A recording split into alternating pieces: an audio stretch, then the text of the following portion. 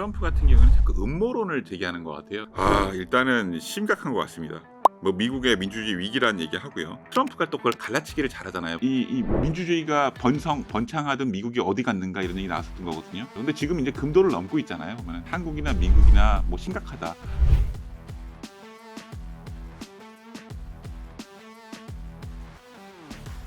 그 막판 유세에서 여러 가지 변수가 있지 않았습니까?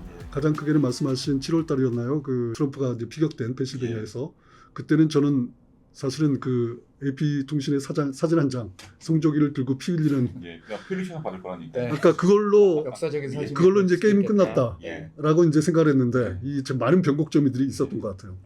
변수 중에 이제 하나가 이제 그 저기 아까 말씀하신 백인 흑인도 있지만 푸에르토리코 또 쓰레기 발언도 있었고 그 지난주 코미디언이 무슨 뉴욕 네. 그 찬조 연설에서 그렇게 일단 해리스가 이제 미시간주를 방문했습니다. 그래서 이제 그 11월 3일 이제 일요일 날 이제 보도가 된 건데 여러 가지 미시간 주립대 대학생들 만나면서 이제 기후 변화, 총기, 폭력, 낙태에 대한 얘기들을 했고 이제 이건 정치적인 문제가 아니라 여러분들의 현실적인 문제다. 뭐 이런 식의 어떤 설득을 벌였고요. 같은 날 펜실베니아에서 역시 트럼프가 펜실베니아를 좋아하는 것 같습니다. 가장 격전지기의 격전지기도 하고 본인이 이제 그 충격을 먹고 거기에 어떤 그 전기를 마련했던 곳인 것 같은데 여기서 또 이 문제의 발언을 좀 했습니다. 이제 가짜 뉴스가 이제 유리 너머에 있다. 그냥 펜실베니아 그 피격 이후에 이제 그 유리막을 친 모양이더라고요. 근데 이제 저 뒤에 기자들이 가짜 뉴스다. 가짜 뉴스를 총 맞아도 괜찮다. 나는 안전하다. 이런 취지로 얘기했어요. 이게 또 영향을 미칠 수도 있지 않을까 하는 생각도 좀 듭니다. 결국은 트럼프 같은 경우에는 자꾸 음모론을 제기하는 것 같아요. 그러니까 그게 이제 어떻게 보면 미국의 공화주의나 민주주의 자체를 위협하고 있는 게 아닌가. 그러니까 사실 그런 얘기를 한다는 거는 폄하하는 건 아닌데 이렇게 보면은 학력 수준이 자기를 지지하는 사람 학력 수준이 낮고 음모론에 취약한 사람들을 동원하기 위해서 자극적인 멘트들을 하는 게 아닌가. 어떻게 보면 우리도 그렇지만 팬덤 정치라 그러잖아요. 보면은 그런 것들이 있지 않을까 하는 생각이 들고요. 아까 푸에르토리코 쓰레기 발언 같은 경우에 또 문제가 된 게 하나가 뭐냐면 아까 펜실베니아도 나왔지만은 푸에르토리코가 지금 독립주가 되려고 굉장히 노력을 많이 하고 있거든요. 자치령에서. 그렇죠, 자치령에서. 근데 거기가 이제 문제는 이제 그러다 보면은 아무래도 히스패닉 인구가 많다 보니까 민주당에게 유리해지고 그러다 보면 상원 의석이 연방 상원에서 2석 늘어나게 되니까 이제 또 그다음에 선거인단도 늘어나게 되고 그렇게 되니까 이제 공화당 입장에서는 거슬릴 수밖에 없겠죠. 근데 하나 이슈가 됐던 건 뭐냐면은 지금 트럼프가 그렇게 공들이고 있는 펜실베니아주에 40만 명인가 푸에르토리코의 인구가 굉장히 많다 그러더라고요. 그러니까 그것이 하나의 변수가 될 수 있다는 생각이 들고요. 그다음에 또 보면은 그 해리스 같은 경우에도 그 미시간주에 굉장히 공을 많이 들이고 있는데 이게 이제 블루월이죠. 근데 이제 그게 또 하나 이슈가 되는 게 미시간주에는 또 아랍계 인구가 그렇게 많다 그러더라고요. 그래서 저번에 이제 트럼프가 그 미시간주 가서 연설할 때 아랍계 그 대표자들을 데리고 와서 뭐 이렇게 또 했었잖아요. 보면 어떻게 보면 저 중동에서 가자에서의 전쟁이 오래되면 될수록 사실은 해리스 입장에서는 좀 난처한 게 계속 모호한 입장을 취할 수밖에 없잖아요. 보면은 유대인 표도 챙겨야 되고 이스라엘도 신경 써야 되고 그러면서 동시에 무슬림 표도 신경 써야 되는데 분명한 건 격전주인 미시간주에 보면은 청년들은 젊은 층 유권 전통적인 민주당 표인 청년들은 전쟁에 반대하고 또 거기다가 무슬림 인구도 상당히 많고 그렇기 때문에 굉장히 어려운 숙제를 갖고 있는 거죠. 그다음에 아까 또 여성표 얘기했었는데 또 재밌었던 게 뭐냐면은 엊그저께인가 사람들이 많이 회자됐던 게 뭐냐면은 아이오와주라고 그 중서부에 굉장히 백인 위주의 주거든요. 그래서 여기가 경선을 제일 먼저 하지만 대표성이 없다 그래서 너무 공화당이나 백인 취향이 너무 강하기 때문에 대표성이 없다 그래서 막 논란이 많았는데 거기서 갑자기 해리스가 3% 4% 앞서고 있다는 조사가 나왔습니다. 근데 이것이 어떻게 보면은 야 니들이 여기를 무시했었는데 지금 중서부의 백인 위주의 주에서도 여성들을 중심으로 해가지고 트럼프를 벗어나서 이 해리스를 지지하는 숨은 표들이 움직이고 있는 게 아닌가 이런 뭐 경각심 이런 게 있는 게 아닌가 이런 얘기를 나왔던 거죠. 참고로 유명 여배우죠. 로버트 줄리안가요? 예, 줄리아 로버츠. 친구가 이제 그 자기 남편은 공화당이지만 네. 자기는 이제 그 해리스를 찍겠다.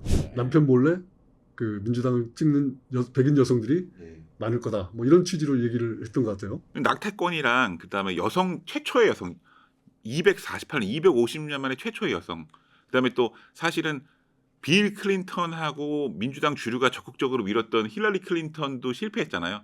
되게 재밌는 게 또 도널드 트럼프는 어떻게 보면 여자들 입장에서 볼 때는 여자의 적으로도 볼 수 있거든요.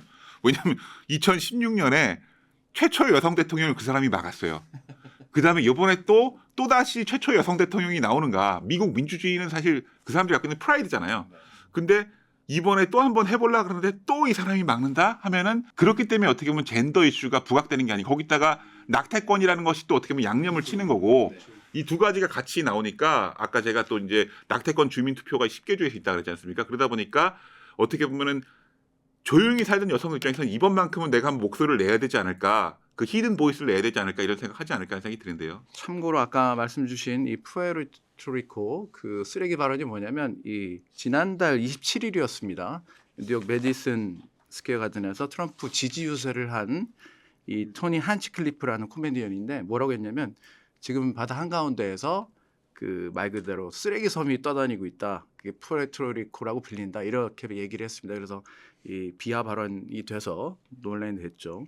상당히 초치는 발언인 게 사실은 펜실베이니아를 굉장히 공들이고 있었고 그 다음에 최근에 우리가 알다시피 미국에서 그 소수 인종 그 마이너리티 유권자들이 굉장히 분화하고 있다는 그 조짐이 보이고 있잖아요. 보면은 왜냐하면은 그 트럼프가 또 그걸 갈라치기를 잘하잖아요. 2020년 선거에서는 BLM, 그러니까 흑인의 그 삶이 중요하다는 운동이 굉장히 중요했었잖아요. BLM이 하면서 민주당이 너무 흑인들만 신경 쓴다. 라티노는 어떻게 되는 거냐, 그 다음에 아시안은 어떻게 되는 거냐 이렇게 하면서 트럼프가 갈라치고 그 다음에 또 뭐냐면은 남부 국경에서 불법 이민자들이 들어와가지고 너네 유색인들의 일자리를 뺏고 있다 이런 얘기들도 나오고 있고요.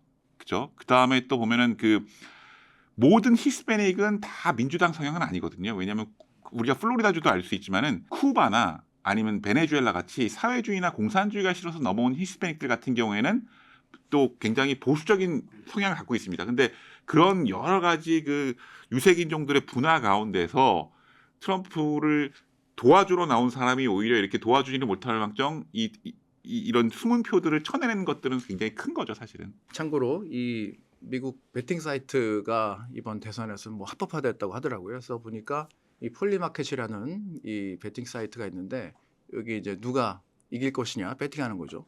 그 베팅이 많은 쪽이 돈을 많이 걸게 되는데 이게 추이를 보면 트럼프 계속 앞섰다가 지금 좀 격차가 말씀 주신 대로 약간 벌어졌는데 오늘 지금 이건 실시간 조사입니다. 지금 촬영일 기준으로 11월 4일인데 오전 10시 지금 트럼프가 54.4% 승리 가능성을 점쳐 있고 그다음에 해리스는 45.6%입니다. 이게 60에서 40%까지 벌어졌다가 다시 격차를 좁히고 있는 추세이긴 합니다. 그게 아까 제가 이제 말씀드렸던 여론조사의 트렌드도 9월달, 10월달에 다시 이제 선거를 목전에 두고 민주당 성향 유권자들이 좀 많이 지지되고 그다음에 아까 줄리아 로버츠도 얘기했고 뭐 버락 오바마의 미셸 오바마의 인기 있는 사람들이 많이 또 지지를 많이 해주고 지금 말씀하신 거랑 비슷한 게 또 보면 암호화폐도 있는 것 같아요. 암호화폐, 비트코인 가격 또 트럼프와 같이 해가지고 최근에 다시 확 떨어졌다는 얘기 나오더라고요. 연동되더라고요. 예, 그러니까 그런 것들이 다 아마 어떻게 보면은 대중의 어떤 센티먼트, 정서를 잘 반영하는 지표가 아닐까. 그게 하나의 트렌드인 것 같아요. 그러니까 지금으로서 사실 보면은 누가 100% 이기겠다 이렇게 말하는 건 사실은 되게 섣부른 것 같습니다. 변수 여러 가지 얘기했습니다만 이제 가장 큰 게 이제 그 두 개의 전쟁. 예. 이 어떤 변수가 될지 지금 북한의 그 우크라이나 파병 얘기도 나오고 있고 또 하나는 이제 경제 말씀하셨는데 경제 제가 이제 그 파이낸셜 타임스 그 보도를 보니까 이제 바이든에서 트럼프 그 해리스로 교체됐을 때 트럼프보다는 해리스가 더 경제가 낫다는 조사 결과가 나왔는데 이후에 이제 마지막 조사죠. 이제 10월 달이죠. 그때는 또 트럼프가 또 역전을 했더라고요.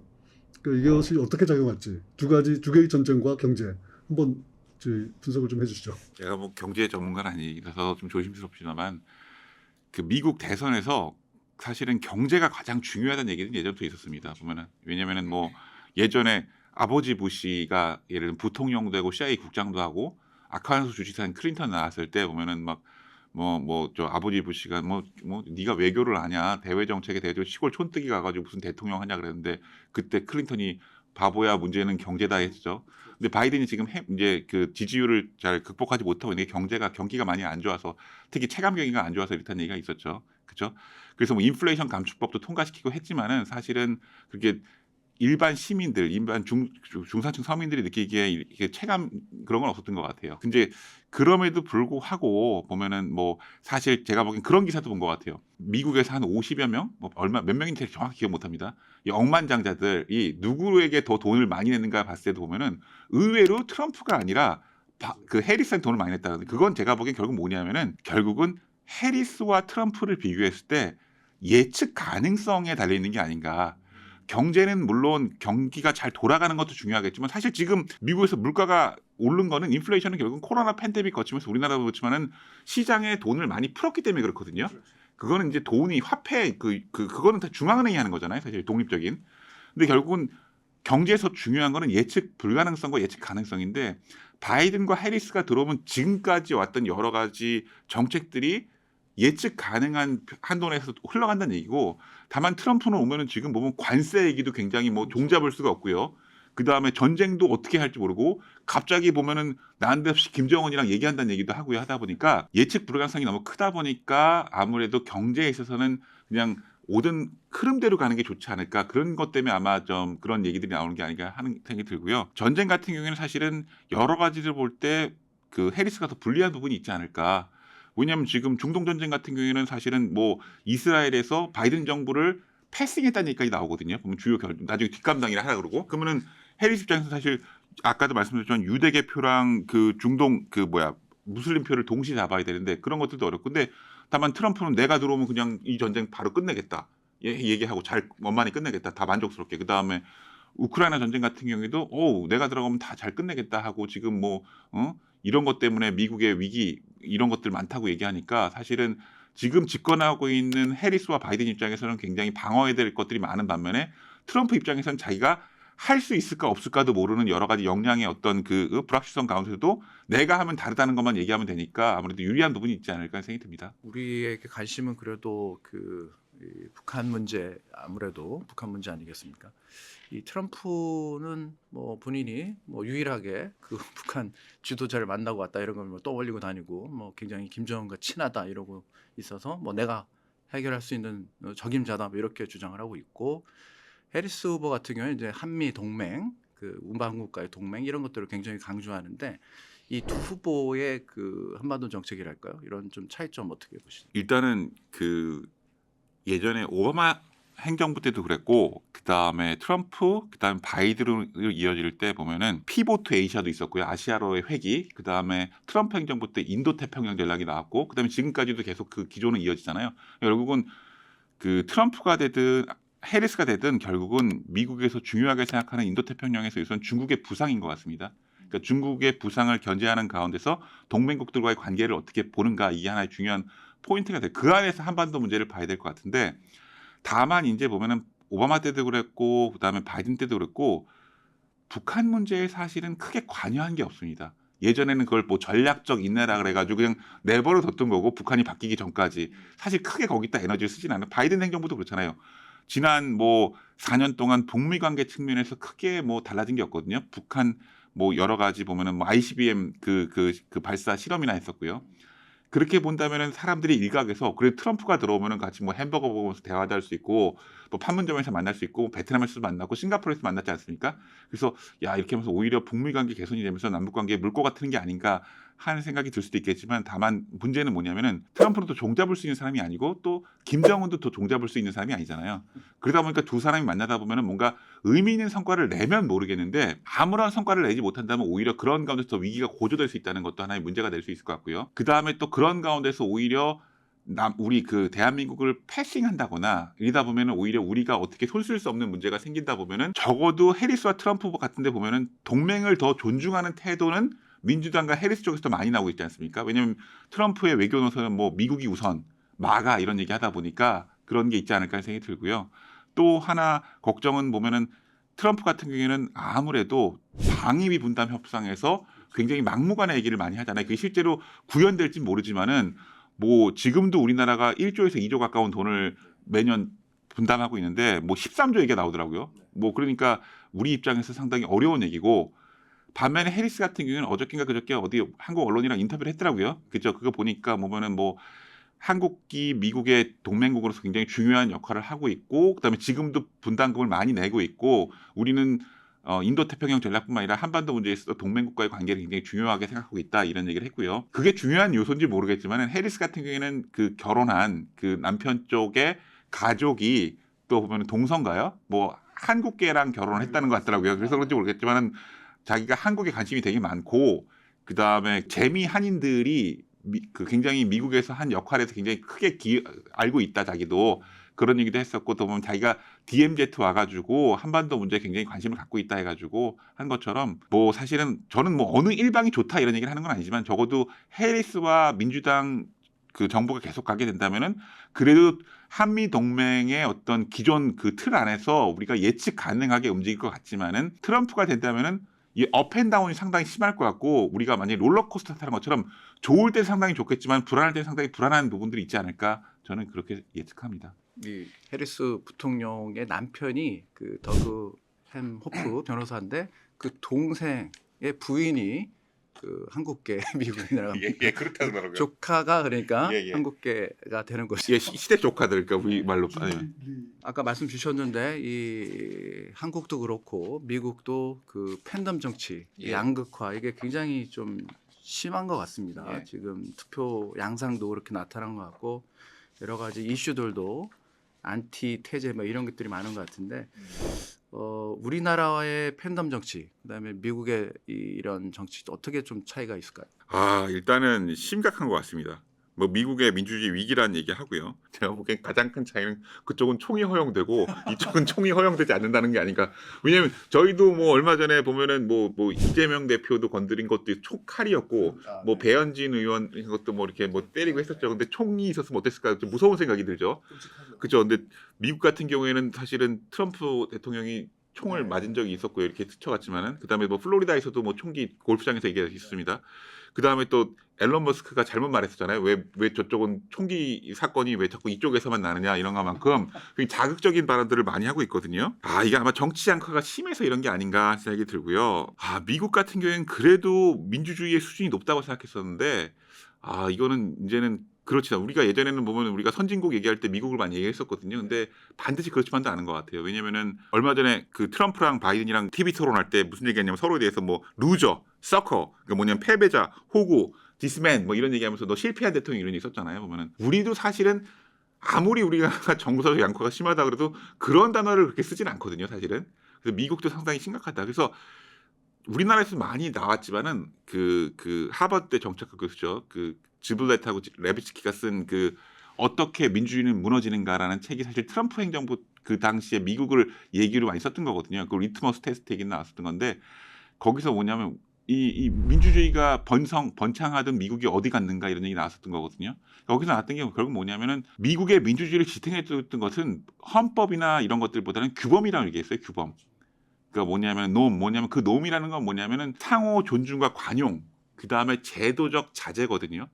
그러니까 금도를 넘지 않는다는 거죠. 근데 지금 이제 금도를 넘고 있잖아요. 보면은 그런 것들을 본다면 한국이나 미국이나 뭐 심각하다. 물론 거기서 뭐 차이는 뭐냐면은 뭐 우리가 이제 팬덤 정치의 원인을 양극화라고 얘기할 때 양극화에서 이념적 양극화와 정서적 양극화 얘기할 때 한국이나 미국이나 정서적 양극화는 다 심하다. 다만 이념적 양극화 측면에서 본다면은 한국은 그 정도는 심하지 않고 미국은 이념적 양극화 상당히 심하다 이런 얘기들 많이 하죠. 미국이 뭐 민주주의 교과서라고도 하는데 사실은 저희도 미국 제도를 많이 그 따온 것도 있고 한데 어떻게 또 세세히 들여다 보면 아까 말씀 주신 대로 뭐 직접 선거에서 득표는 많이 받았는데 예. 선거인단이라는 제도 때문에 대통령을 또 다른 예. 불에서 가져가고 또 얼마 전에 보면은 또 투표하면서 불이 나고 막 이런 저희가 보기에는 상상 이상으로 좀 후진적인 이런 네. 것도 좀 있는 것 같습니다. 네. 그거랑 관련해서 하나 더 말씀드리면은 네.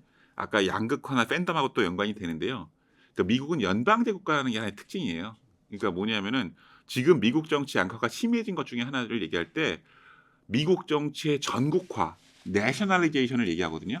뭐냐면은 사실은 미국 그 연방 헌법을 보면은 들여다보면은 많은 사람들이 볼 때 50개 주가 하나의 국가입니다. 그러니까 미 합중국이잖아요. 보면은 그러니까 많은 사람들이 살 때 사실 주 밖을 벗어나지 않고 평생 사는 사람도 있거든요. 그리고 우리가 사는 뭐 교육, 치안 이런 대부분 다 어떻게 보면은 뭐 경찰, 소방 이런 것들 거의 다 주정부 차원에서 이루어지거든요. 그러니까 70% 정도는 다 보면은 법이 다 주정부 차원에서 결정이 돼요. 근데 보면은 말씀하신 것처럼 선거 관리도 거의 주 단위에서 결정되거든요. 그러니까 보면은 어떤 주는 또 빨리 뭐 그 개표가 되고 어떤 주는 더디고 또 어떤 주는 이렇게 되고 어떤 제도를 따르고 이런 것들이 다 다른 게 주 단위에서 벌어지기 때문에 아마 이런 것들도 있지 않을까 생각이 들고요. 그다음에 우리 국민들이 보면은 왜 선거인단 제도를 복잡하게 쓰냐 그러는데 이제 전국 단위 선거를 쓰다 보면은 인구 많은 주만 계속해서 목소리를 내게 되고 인구가 적은 주들은 목소리를 못 내게 되니까 미국 연방주의의 독특한 특징이 결국은 그런 레거시가 선거인단 제도를 가져갈 수밖에 없게 만드는 것이 아닌가. 보정을 한 거군요. 그렇죠. 왜냐하면 사실은 보면은 지금 보면은 스윙 스테이트 위주로 가긴 하지만은 알래스카, 와이오밍, 노스 사우스 다코타 이런 데들은 사실 보면 선거인단 표가 3표거든요. 선거인단 표가 3표라는 거는 상원 의원은 다 모든 주가 2명이잖아요. 결국은 하원 1명이라는 건 그만큼 인구가 없다는 거예요. 그럼 이런 주들은 과연 앞으로 목소리를 낼 수 있겠습니까?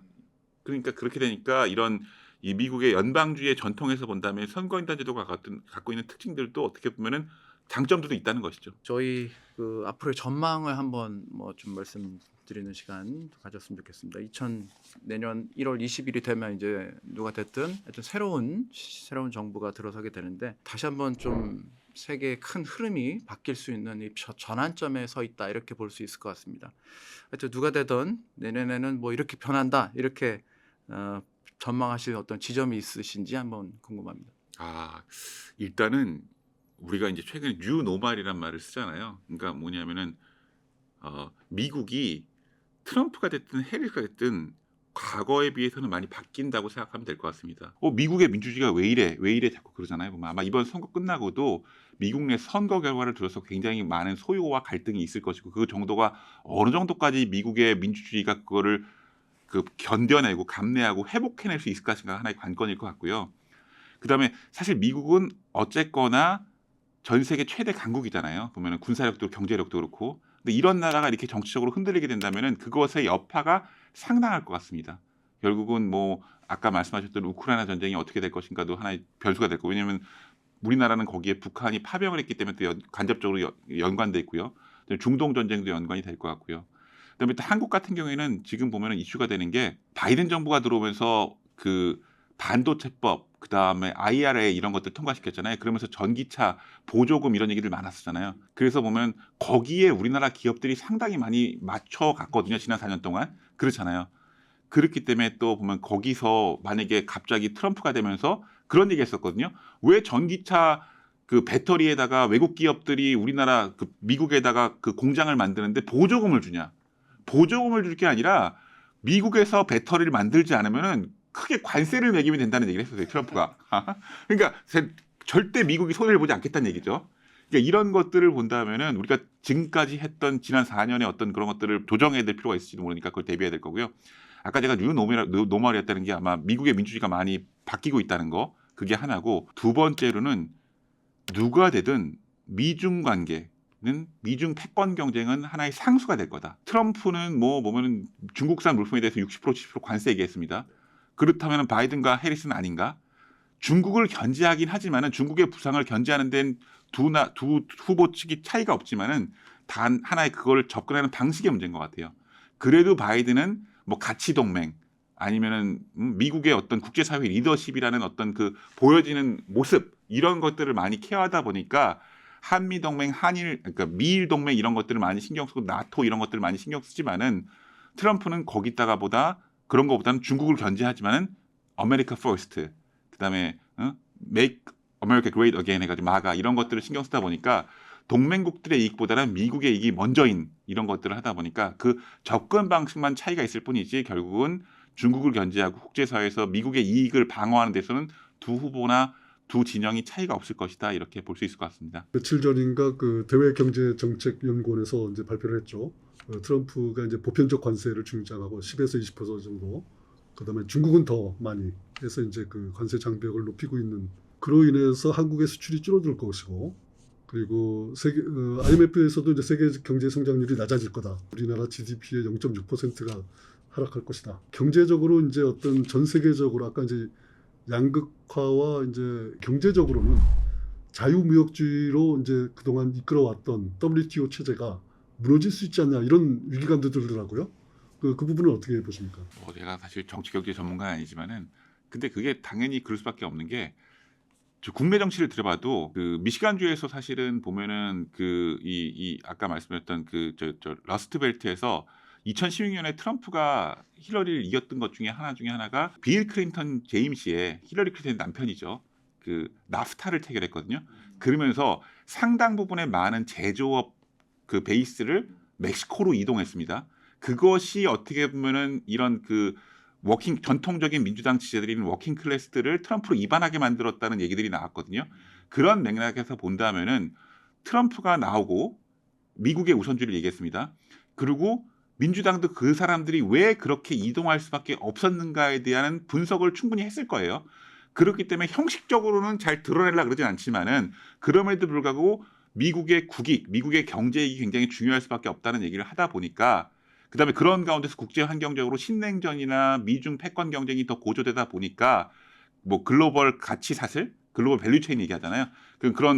그거를 다시 이제 하다 보니까 그러다 보니까 지금 말씀하신 것처럼 전통적으로 이어져던 자유무역 체제나 WTO 체제는 어떤 형식으로든 변화가 있을 수밖에 없지 않을까 이런 예측들이 아마 나오고 있는 것 같습니다. 사실 이 판도를 보면은 지금 봐서는 사실은 해리스가 방어해야 될 게 많죠. 지금 그래도 나오는 거 보면은 이 러스트벨트는 여론조사가 그래도 꾸준히 1, 2% 오차범위 내에서 해리스가 앞서고 있는데 썬벨트에서는 계속해서 트럼프가 더 앞서고 있잖아요. 근데 보면은 지금 계속해서 뭐 그 선거인단 득표 보면은 226표거든요. 민주당 계속 고정적으로 260표, 200 나오잖아요. 근데 거기다가 펜실베니아 19표, 그 다음에 미시간주 그 15표인가? 그 다음에 위스콘신 10표 하면은 딱 270이에요. 근데 거기서 하나라도 이탈하게 된다. 그러니까 19가 됐든 15가 됐든 하나라도 이탈하게 되면 해리스는 썬벨트에서 노스캐롤라이나나 조지아를 가져와야 되거든요. 그러니까 굉장히 어려운 조합이죠. 그렇기 때문에 그다음에 해리스는 어쨌거나 방어해야 되는 입장이고 그렇게 본다면 사실은 역대 부통령 중에서 성공적으로 대통령이 된 경우들이 이렇게 많지 않다 그러더라고요. 우리가 아는 경우들이 몇 개 없어요. 보면은 사실은 바이든도 하나 텀을 지났고요. 그다음에 닉슨이 아이젠하워 때 부통령인데 거기도 한 번은 지고 다시 됐고요. 해리스가 과연 그러한 어떤 그 징크스와 그다음에 그 바이든의 어떻게 보면 인기 없는 유산을 잘 방어할 수 있을 것인가가 하나의 관건이 되지 않을까 생각합니다. 네, 미 대선이 그 하루 앞으로 다가왔습니다. 미국 유권자들의 선택에 그 전 세계에 관심이 쏠리는 이유는 이 국제 정세에 그만큼 큰 영향을 미치기 때문입니다. 우리나라도 이 경제 문제 그리고 북한 문제 이런 것들이 또 직결되어 있습니다. 정책 흐름에 큰 분수령이 될 것으로 보입니다. 잘 분석하고 철저히 준비해야겠습니다. 지금까지 한국외대 이재묵 교수님 함께했습니다. 잘 들었습니다. 네, 감사합니다.